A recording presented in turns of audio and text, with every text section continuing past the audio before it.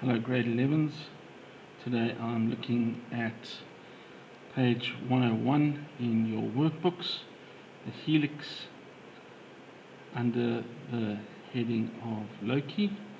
And today in these examples of this page we have got a spring that they're going to draw. They've given you this start point there.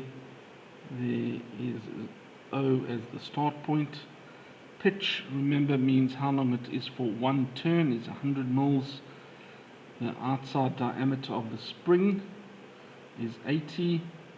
The internal diameter here is 48. And remember, spring is a round shape, and that's why it's got that center line here as well. They say that that diameter is 16. And the direction is a right hand. So remember, if it's a right hand, we're going like this. Now from the start point, and the start point is at the bottom, it means it's going to be going in this direction, a sort of a round like that direction as it's turning around. So they want you to draw to scale of 1 to 1 the given top view. Remember, this is third angle, so that's why the top view is on top. One turn of the coil spring and the start on the top right. Okay, so let's get started by drawing our circle at point O. There is my circle, the outside diameter 80, the inside diameter 48. That automatically makes this distance 16. I'm now going to put in my pizza slices. PR, they've said, was the start point, and it was the highest point as well. Now if it's a right hand thread and we are holding it like this, if this was the highest point, going down a point is going to actually bring me back this way in a clockwise direction, which is why I'm labeling them in this direction.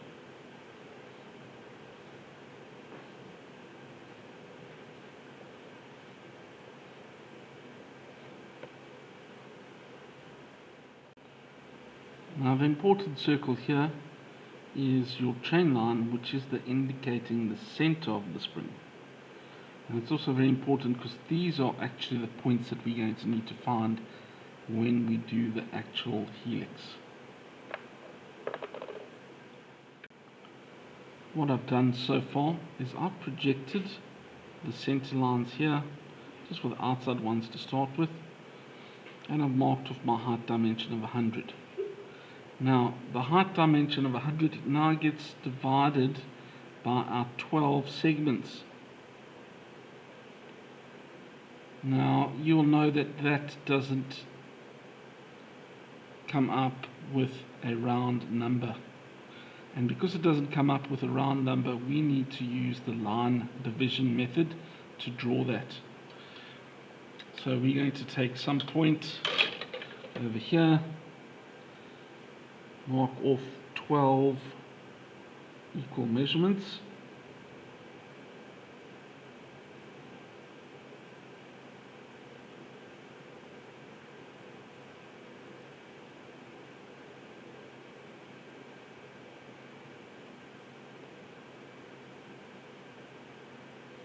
there are my 12 measurements, and my last one must link up then with the 100. This is our line division method, or construction should I call it. So the last line must then line up with our point here. Put our two set squares together, and now all the other lines must now be parallel. And this is going to give us our equal points.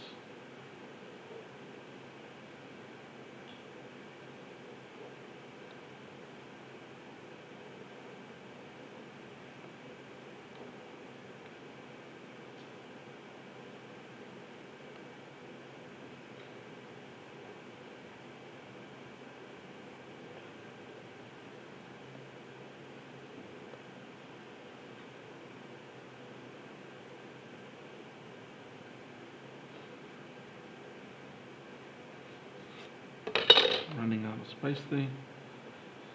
Let's just slide that now. And there are our height measurements now marked off correctly, and we can take them across. Now if we label our height measurements, they said in our information the start is at the top.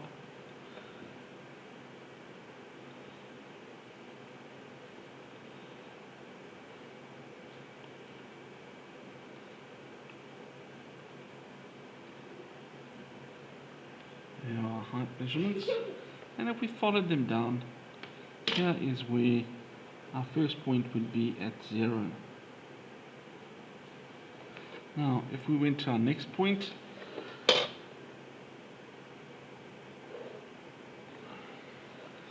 there is height level 1. This is the center point for point 1.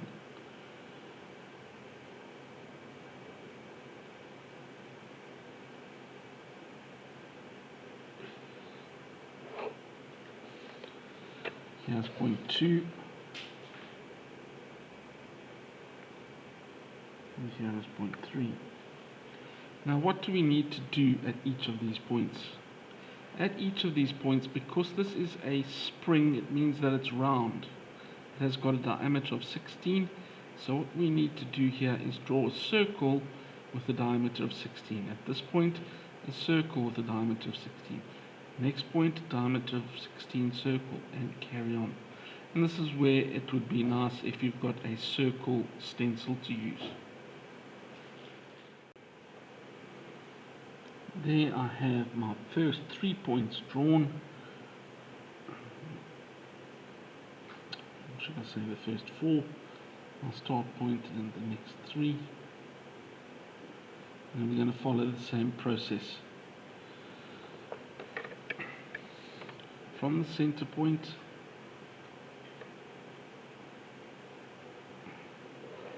we're going to project the pizza slices down. So there was line 4, and it must go to height level 4. Here is point 5. There is a height level 5 with a diameter of 5. Point 6 is on the edge of the circle here. We come back. 7 lines up with 7. 8 lines up with 8. 9 is in the center. 10, I'm just going to project across here, but same with 11 and 12 will be on that corner. So let's take down point 10. Here is point 10, lines up there. Point 11.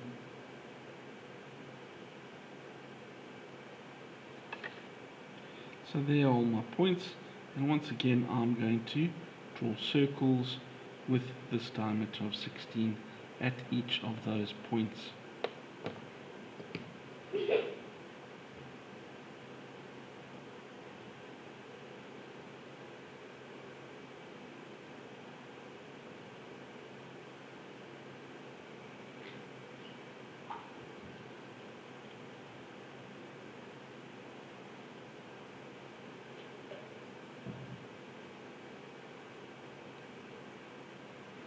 And I'll carry on doing the same process. The final circle here I've drawn in dark, and that one, because it's going to be the visible one, remember I said how this right hand thread, because this is the highest point, it's almost working its way down, and as it goes around the back it comes back this way, and at the point where it's finished you would hatch this side.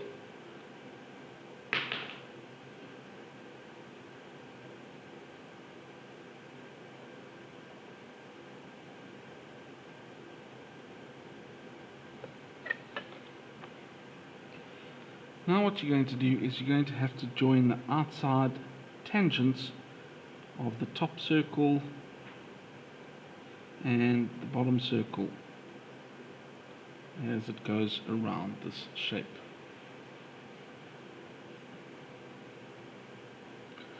You can do that with your French curve or flexi curve.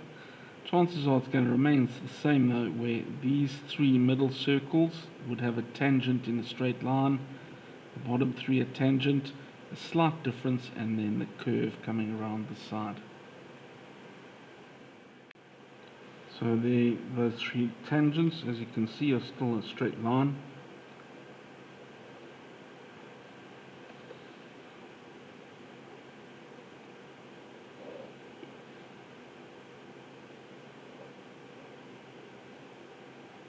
That one wasn't very good. Slight change here.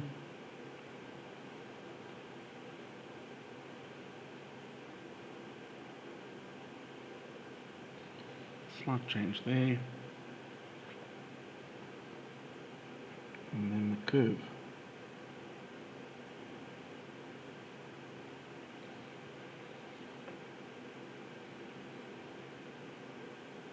Slight change here.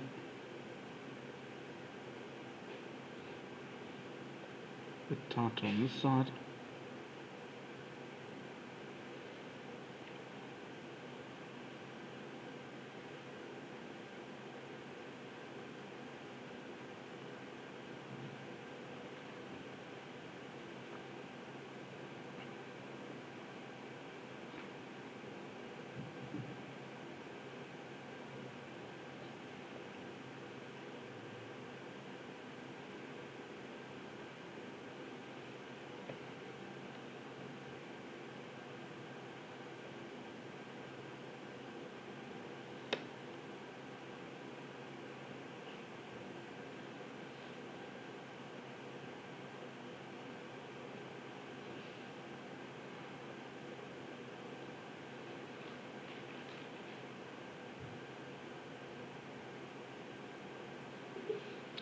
And there is our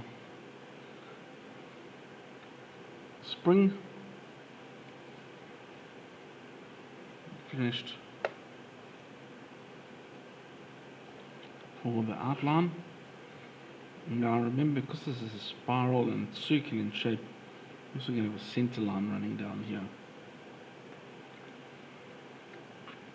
I've done this in pen, and what I'm going to do is just lighten my circles on the inside here.